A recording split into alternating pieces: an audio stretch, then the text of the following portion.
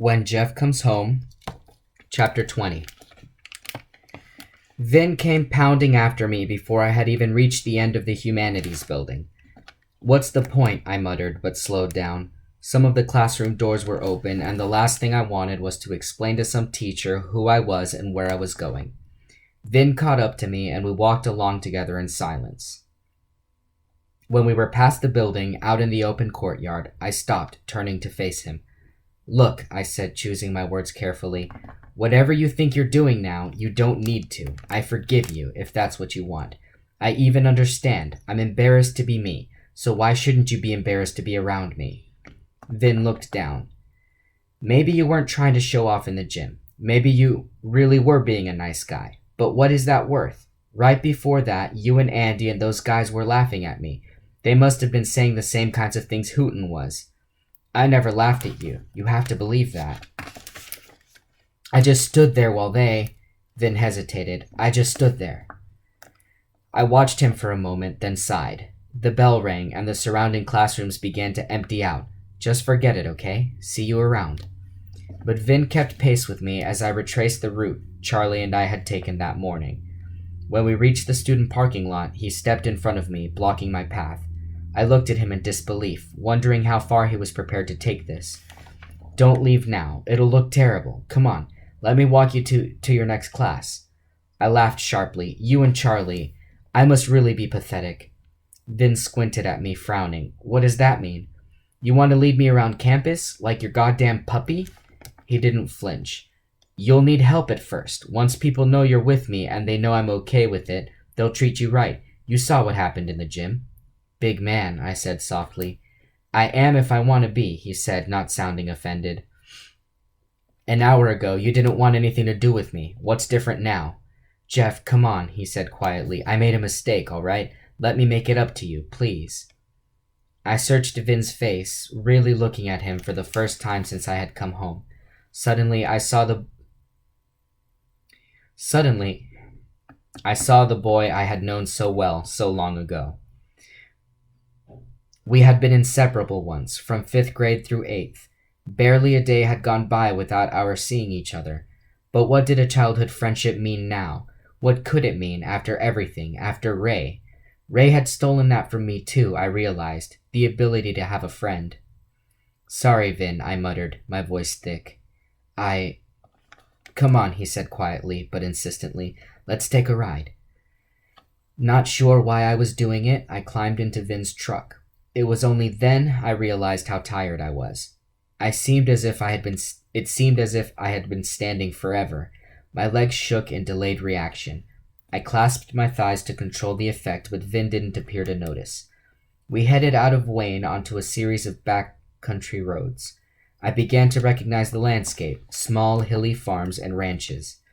When we passed a sign advertising the turnoff for Mark Twain's cabin, I knew we would soon reach the bridge over New Melones Reservoir, the dividing between Tuolumne and Calaveras counties. Before the bridge, though, Vin turned off, taking a left so sharp for a breathless second I thought we were on two wheels. Still speeding, Vin headed down a narrow road, lined on either side with bushes and oak trees. I caught a glimpse of Melones Reservoir as we swerved around the corner. Okay, I give up. Where are we going? Vin took his time answering. Down to the reservoir. After we passed two picnic areas, Vin turned down another road and declined steeply. The whole reservoir was visible now, looking gray in the cold sunlight. I saw that the road we were on eventually turned into a boat launch. Just before it did, Vin veered left into an empty parking lot the size of 4 football fields put together. The lake spread out before us, and I could see the green hills of Calaveras County across the water. It was dead silent once Vin turned the truck off. I didn't see or hear any signs of life, not even birds. You come here a lot? I said quietly, knowing suddenly that he did. Yeah, I guess, Vin looked sheepish. We come out here to drink. After hours, me and the guys. I nodded. The guys. I came out here by myself sometimes, too. It's a good place to be alone. So why here, Vin? Because I'm sorry. Vin clenched his fists and stared at them. I just have this feeling. If you walk off, I'm not going to see you again. I closed my eyes in sudden pain, tears pricking at my eyelids. Damn him. When I trusted myself to speak, I reached for anger. I'd think you'd be glad about not seeing me again. Vin looked at me quickly. What do you think school's going to be like tomorrow? For you, I mean. Someone might have seen you leaving with me, and what happened in the gym, they'll be talking about that. So what? Vin said, angry himself. I'm your friend, and I'm not ashamed of that. Not anymore, you mean? I stared at him. Right, he said, unflinching. I was ashamed before. Embarrassed. All that. Jeff, you put me in a hell of a spot. You made me look like an asshole in front of those guys. You had your reasons. I know. Vin raised his voice as I tried to respond.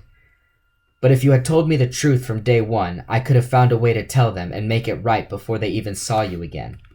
I shook my head. I can't believe that you would have known what to do if I said, yeah, Ray molested me that day on the bleachers. Come on, Vin, you would have wanted out and fast. You don't know that, Vin said, but he looked away. You should have given me the chance. Maybe, I conceded, not believing him. But God, Vin, I can't think about it myself. You don't think about anything else. I can't talk about it with my dad, with anyone, and you expected me to tell you? Why, just because you asked?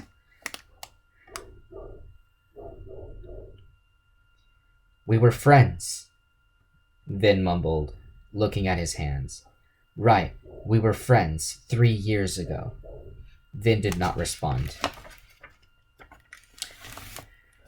I shifted on the hard seat, restless.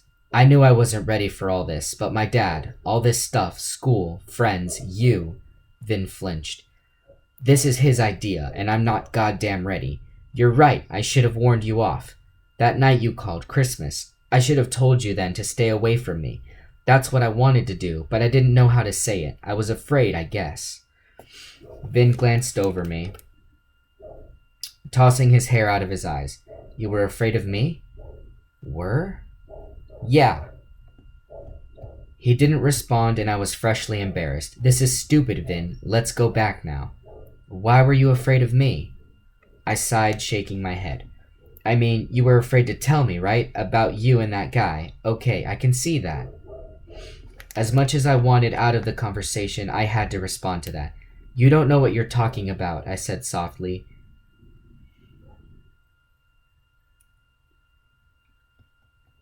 You have no idea what it was like. And you sound like an idiot pretending you do. He looked at me swiftly. Hey, what do you think happened between me and that guy? Some big romance? Jeff. Vin shifted, looking uncomfortable. No, I said. What do you think you're trying to tolerate here? I don't know what you mean. He kidnapped me. I spoke the words flatly, but inside I wondered if Stevens was right. If Ray's story would be the one people believed.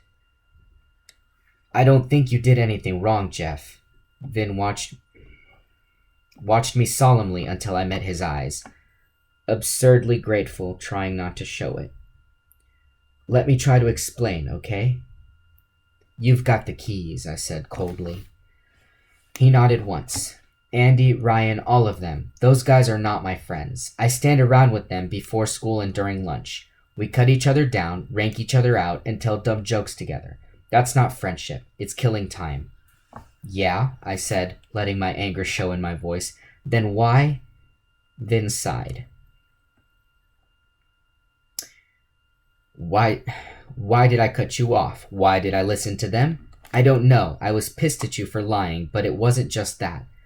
That was my excuse, maybe. He looked straight ahead, tightening his grip on the steering wheel. The truth is, they think I'm weird for caring as much as I do. I guess it was a relief not having to care. It was quiet. I was quiet, afraid of what he was going to say next. I told you how messed up I was when you disappeared. Crying in class, all that. Lots of people were like that at first, including some of them. He shook his head. Wayne Elementary held this memorial service for you like you were dead or something. At 8th grade graduation, they released a white dove in your memory.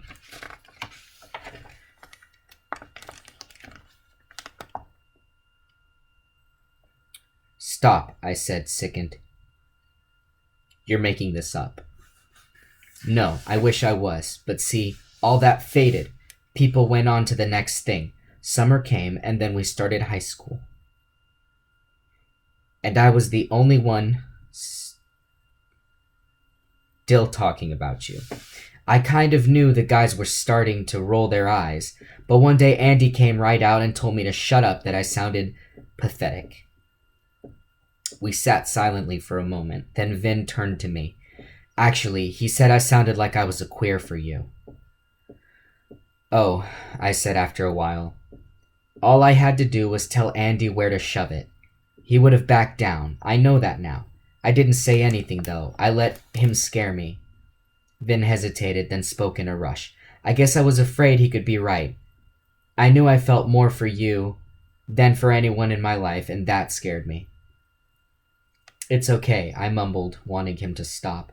God, I can see this all now. Andy's always been jealous of you. You're everything he isn't, even now. Even now.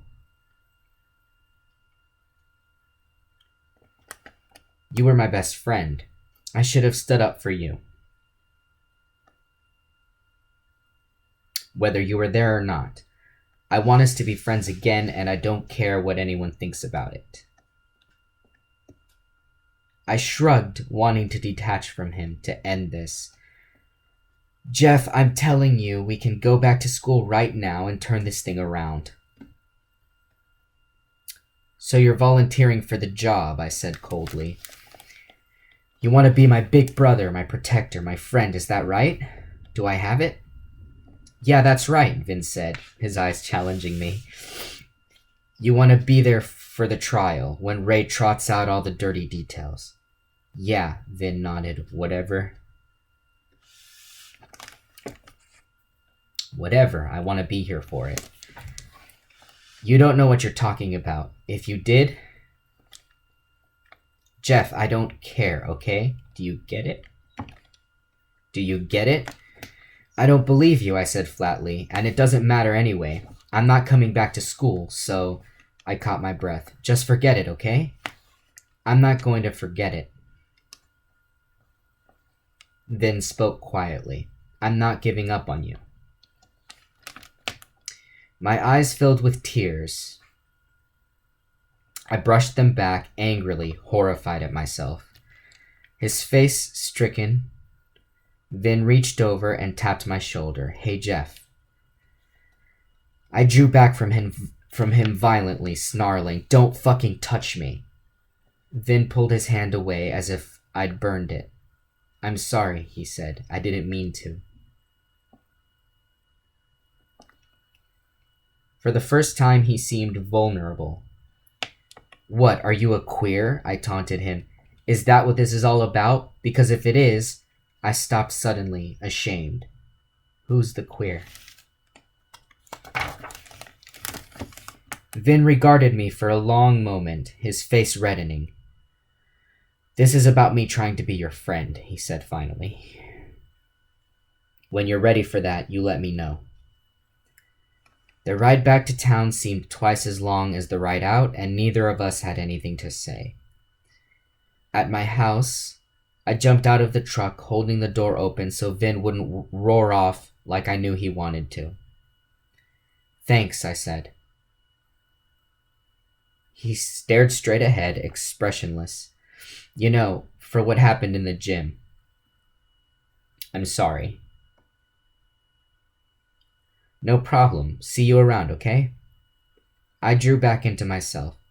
Sure, I said, trailing off, unable to lie to him again. Goodbye, Vin.